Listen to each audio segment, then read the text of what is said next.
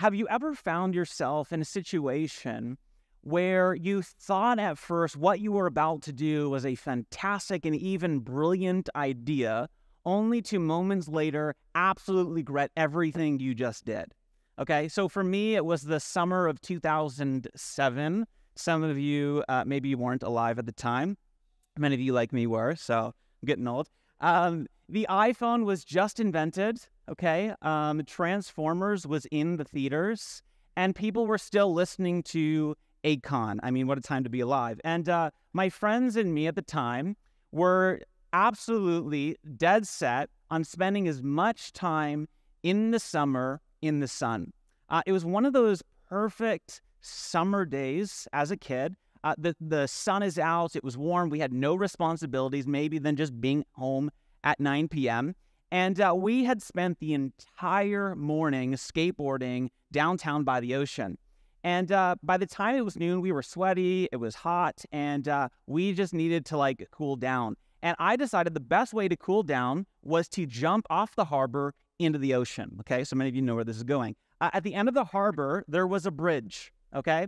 And I thought that is a great place to jump into the water. And so I climbed up onto the railing and I jumped. And I sailed through the air, and I thought this is going to be amazing. And I crashed into the water, I fully submerged, and when I surfaced, I yelled to my friends, "Woo!" And as I did, my friends came running to the railing, and they too jumped into the water. We spent hours swimming and jumping into the harbor, and eventually we went to my friend's place to dry off. He lived nearby, and so we showed up to his place soaking wet. His mom took one look at us and told us that where we were jumping off in the harbor was the place the city emptied the sewage. We were totally disgusted. There was one thought that ran through my mind, and it was, I got so much water in my mouth. We were totally disgusted. Now, to be honest, I'm not sure how accurate my friend's mom was. She probably was just trying to scare us away from jumping off of the harbor. But we were disgusted because we realized the source of the water wasn't what we first imagined. In James chapter 3, James gives us a description of a type of living. He calls it wisdom from below, and he says that it comes from an unexpected source. Like my friend swimming in this water, it looked great. But once you understand where it comes from, you will have second thoughts. So take a look at what it says in James 3:13. It says, "Who is wise and understanding among you? Let them show it by their good life, by deeds done in the humility that comes from wisdom. But if you harbor bitter envy and selfish ambition in your hearts, do not boast about it or deny the truth. Such wisdom does not come down from heaven, but is earthly, unspiritual, demonic." Okay? So James here is contrasting two types of wisdom, two kinds of wisdom, one from above and one from below. The question for us this morning is, where does your wisdom come from? Or what is the source of your wisdom? You see, the kind of wisdom that James is talking about is a wisdom from below. He says, "Who is wise and understanding among you? Let them show it by their good life." In other words, the only way to know that you are truly wise is by looking at your life, right? If you're truly wise, you'll be able to look at your life and tell that you truly are wise. See, James is saying that you can't just say that you're wise and live like a fool. It doesn't work that way, okay? So when I was in high school, I wanted to get in shape so that I can make it onto the rugby team. And I know that that's like a terrible idea. Just look at me. Like, I never had an athletic build, and some things just never change. Okay? So I could have hit the gym. I could have eaten more protein. I could have lifted more weights. I could have, been more disciplined, done all of the right things. But where's the fun in all of that, right? That just sounds like a lot of hard work. And so I did the easier thing, and I went to a store in the mall called GNC. You've probably been there, okay? And I walk into this place, and the guy at GNC looked like he'd never seen a dumbbell in his life, okay? Middle-aged, bit of a gut, absolutely no frame. No offense to this guy. But this guy had every magical powder, pill, and potion that you could imagine, right? And each one of them promised to deliver absolutely shredded results in under 8 weeks, okay? So this guy knew all the stuff. He had all of the information, but it clearly wasn't working for him. And I wasn't about to blow $200 on something that wasn't even working for him. But somehow I wasn't able to make it out of there without blowing a bunch of cash, okay? He got me with his incredible sales pitch, right? Like all of the descripting words and, formulas on the back just got me. And just in case you're wondering, it didn't work, okay? If his information was truly wise, you'd be able to tell it by his life. That's James' point. If there's somebody wise and understanding among you, let's see it by your life. Let's see it by your life that produces works done in humility. It's like trying to get financial advice maybe from somebody who's broke. Like it's just a bad idea, right? James says when somebody is truly wise, you can tell it by their good life. James also says that true wisdom will result in, quote, deeds done in humility. The word here for humility can also mean meek or gentle. In fact, it is the exact same word that Jesus uses in the Sermon on the Mount when he says, blessed are the meek, for they will inherit the earth. See, what is James getting at? How exactly does being meek or gentle cause you to be wise or live a good life? Look at how he describes this false wisdom from below. He says in verse 14, but if you harbor bitter envy and selfish ambition in your hearts, do not boast about it or deny the truth. Such wisdom does not come down from heaven, but is earthly, unspiritual, demonic. And many of us in the room are like, come on, James, seriously, demonic?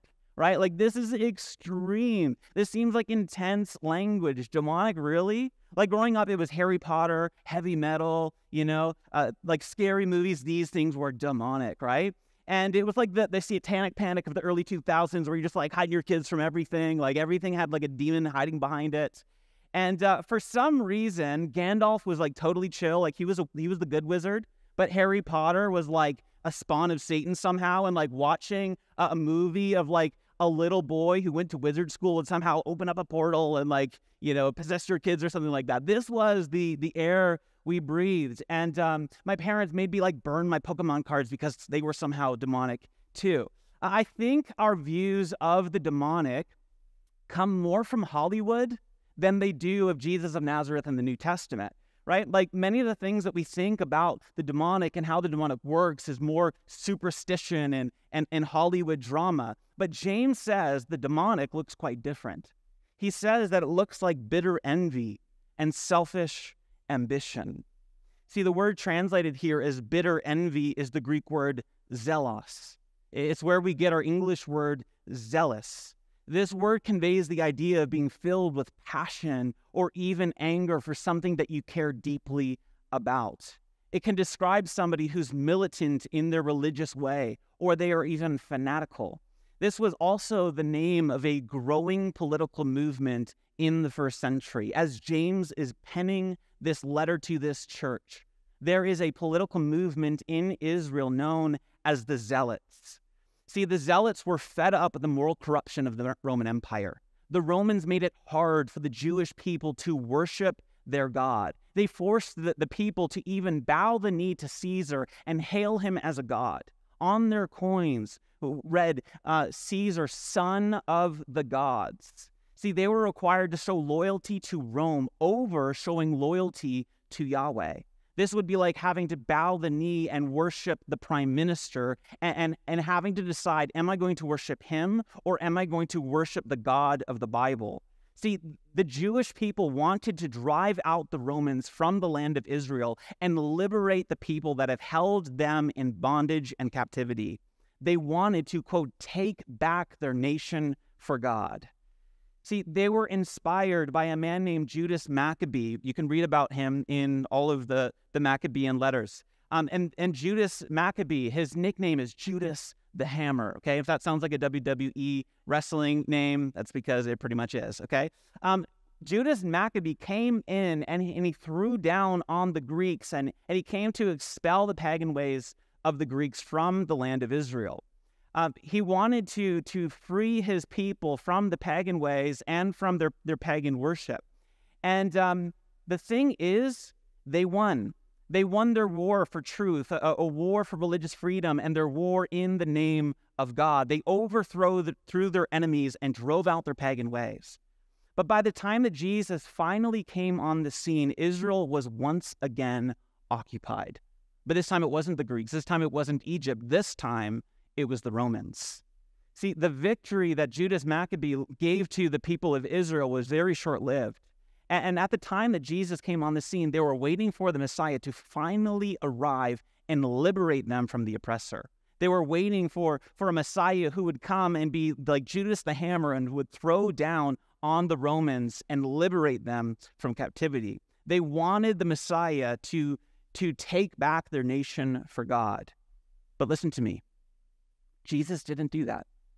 If Jesus wanted to, he could have overthrown Caesar rather than becoming a crucified martyr at the hands of the Roman Empire. But he didn't. It's as if he was living by a different kind of wisdom, a wisdom not from this world. See, if anyone had the right to take back the nation of Israel for God, it was Jesus, and he didn't. In fact, Jesus says this, quote, "My kingdom is not of this world. If it were, my servants would be fighting. But my kingdom is from another place." See, James is writing to a group of people in this church who have become militant and hostile in their approach to following Jesus. In their fight for the truth, they have failed to become what he calls peacemakers. He uses this term twice. They have made enemies of those Jesus came to save. James can't think of a more devastating reality than that. They have made enemies of those Jesus has come to save. They have become hateful and arrogant toward those that Jesus sent them to rescue. And they feel justified in this because they're on God's side. They're fighting for truth. They're taking back their nation for God, and they feel like they're doing God a favor, or so they thought. But James exposes it for what it truly is. He calls this wisdom earthly, unspiritual, and demonic. And the people that James is writing to think that they're doing good. They think they're doing right. But James seems to say that they are opposed to the way of Jesus. He goes so far to say that what they're actually doing is demonic.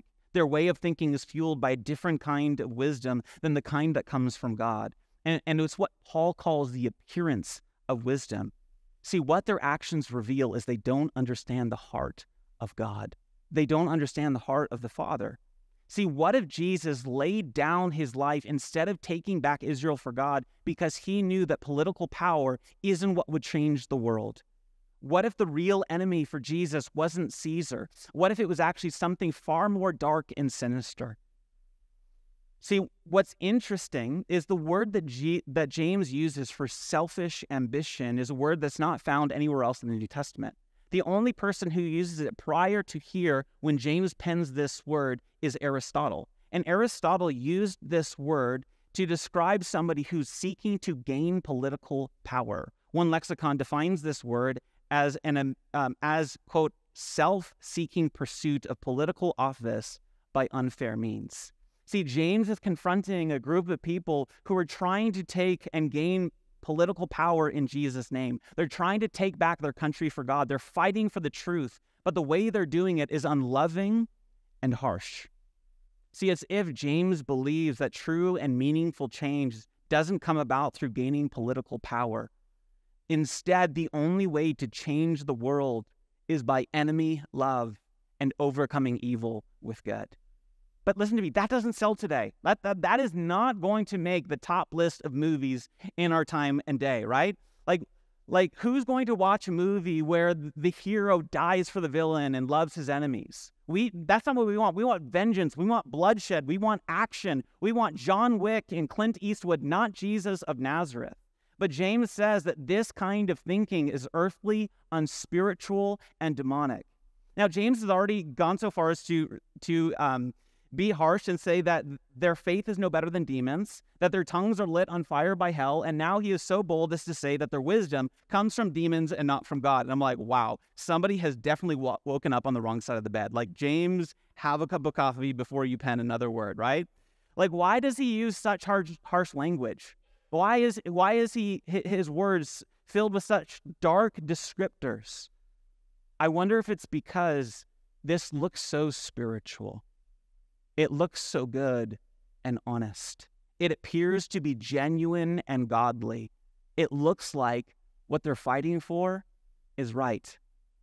But James wants to let them know that the root of it is demonic. I think what James is getting at is that we need to understand who our true enemy is. Paul writes in Ephesians 6, and he says this, "Our struggle is not against flesh and blood, but against the rulers, against the authorities, against the powers of this dark world, and against the spiritual forces of evil in the heavenly realms." See, our enemy isn't the person that we disagree with. It's not the people on the other side of the issue, and it isn't the people who fail to live like Jesus. Our enemy is not flesh and blood. And listen to me, if our enemy is flesh and blood, we have a real and serious problem. James says in verse 16, "For where you have envy and selfish ambition, there you find disorder and every evil practice." Okay, so a few weeks ago, Laurel and I made a pit stop in Las Vegas, okay? We were on our way to Arizona. We missed our flight. Don't worry, we didn't do anything crazy, okay? Mainly because we didn't have time. And we had just enough time to gas up and hit the road, okay? We had a 5-hour drive to Arizona, and I convinced everyone to stop for coffee. There's a place called Luminous Coffee. I was like, guys, we've got to stop here, okay? And they were okay with it. And so the guy who was driving was my friend Dave, okay? Dave's a really smart dude, okay? So I just assume whatever Dave's doing, he's got it under control. He's a smart guy. He can get us there. So Dave puts Luminous in the Google Maps. He starts driving. And I'm like, wow, this is taking a really long time. We went all the way to the other side of Las Vegas. And it was cool because it was beautiful. But as soon as I started seeing desert, I got concerned, okay? And I was like, David, are you sure you know where we're going? And he's like, don't worry, it's right up here to the right. You should have seen the look on his face when we pulled up to Luminous Apartments, not Luminous Coffee, okay? He was like, oh my gosh, we had been driving for 40 minutes in the wrong direction. We eventually made it, but we went the wrong direction. James says that earthly wisdom will derail your life and take you down the wrong road. You'll spend your whole life hating those that you were supposed to love and to reach. You'll think that you're doing the right thing, that you're going the right way, but it leads to disorder. See, Christians are notorious for this. Just look at how many Christians were offended that an American beer company used sexual sin to sell beer. Listen to me. We shouldn't be surprised by this. Selling beer by using sexual sin is more American than apple pie and NASCAR, right? Like we are so surprised and offended by this. But listen to me. Judging the world for not living like Jesus is crazy enough. But demonizing them, spreading hate on social media, and wondering why they don't want anything to do with Jesus shouldn't shock us. It's not rocket science. This is earthly wisdom, and it's opposed to the way of Jesus, opposed to enemy love, and is opposed to what really matters. See, I believe that no one is going to stand before Jesus and give an account for their life and say, I wish I won more arguments. I wish I caused more division. I wish I ranted more to my friends on social media.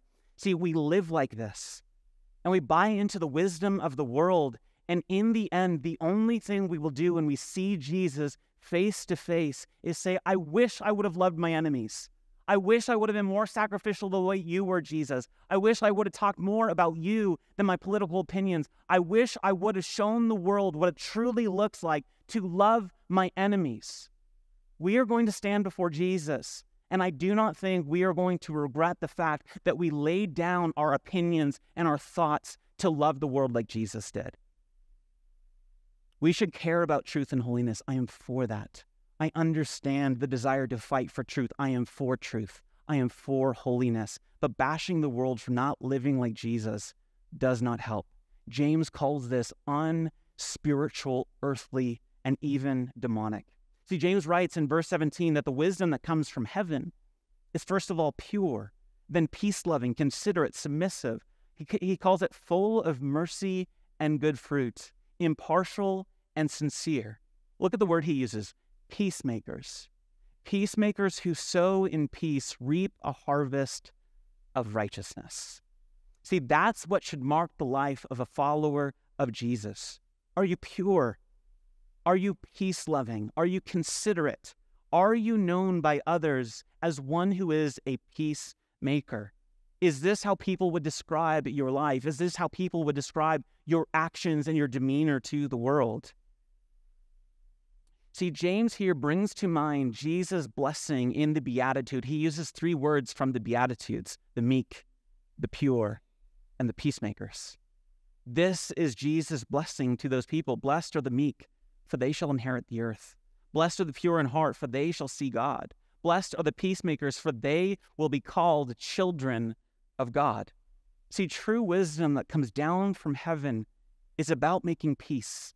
It's about showing love towards those you disagree with. The people James is writing to are trying to overthrow the pagan society. They are fed up with the sinful practices, the imperial cult, and the pagan society, so they are set on taking back their country for God. And this is what we do today. We divide, we tear down, we criticize, we attack those we disagree with, and we think we're doing God a favor. How have we gotten so far away from Jesus of Nazareth? How have we constructed a religion that looks nothing like Jesus of Nazareth? We have become militant, zealous, and divided, and James says this is not wisdom. See, wisdom, according to Jesus, is to, quote, love your enemies, do good to those who hate you, bless those who curse you, and pray for those who mistreat you. Jesus taught us that the real cultural war isn't out there. It's in the human heart. Lust, greed, power, these are the things that truly wreak havoc on our world and destroy us. Not from the outside in, but from the inside out. See, Tim Keller says this: how did Jesus save? Not with a sword, but with nails in his hands. He changed the world by making peace and dying for his enemies. This is what Paul says in Romans 5:1. Therefore, since we have been justified through faith, we have peace with God through our Lord Jesus Christ. He goes on to say, very rarely will anyone die for a righteous person, though for a good person, somebody may possibly dare to die. But God demonstrates his own love for us in this, that while we were still sinners, Christ died for us. This is what God did. He died for his enemies. That's me. That's you. He died for us. While we were still opposed, while we were still against him, while we were still rebelling against him, he died for us. This is how God shows his love toward us. And he invites us to do the same, to lay down our lives for our enemies, to lay down the need to be right all the time, to lay down our fight for the truth, and to realize that the real fight is love, to love the sinner, to love the broken, to love those on the outside, and even to love your enemy. Jesus said, you have heard that it was said, love your neighbor and hate your enemy. But I tell you, love your enemies and pray for those who persecute you, that you may be called children of your Father in heaven. So what is wrong with this false wisdom that James is addressing? Why does he call it unspiritual, earthly, and demonic? Like, what's so wrong with standing up for your rights and fighting for religious freedom and taking back your nation for God? What is so wrong with defending the truth? According to James, at its core, this kind of wisdom fails to understand the heart of the Father. It goes back to what James said last week when he said, how can you worship God with the same mouth that you curse those made in God's image? How can we, with the same mouth, sing praises to God and then also criticize and speak ill of those that Jesus loves and came to save?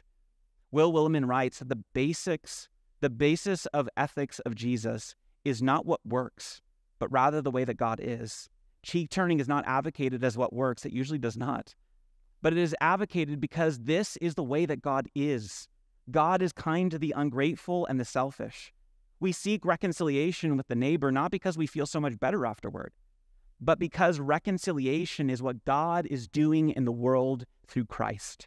See, God is on a mission to overcome evil with good. God is on a mission to renew all things through redemptive love. And God has come to lay down his life to save his enemies. The question for you this morning is, will you join him? Will you lay down your sword, your rights, and your opinion, and love those Jesus came to save? Will we follow Jesus in his way of love? Let's pray.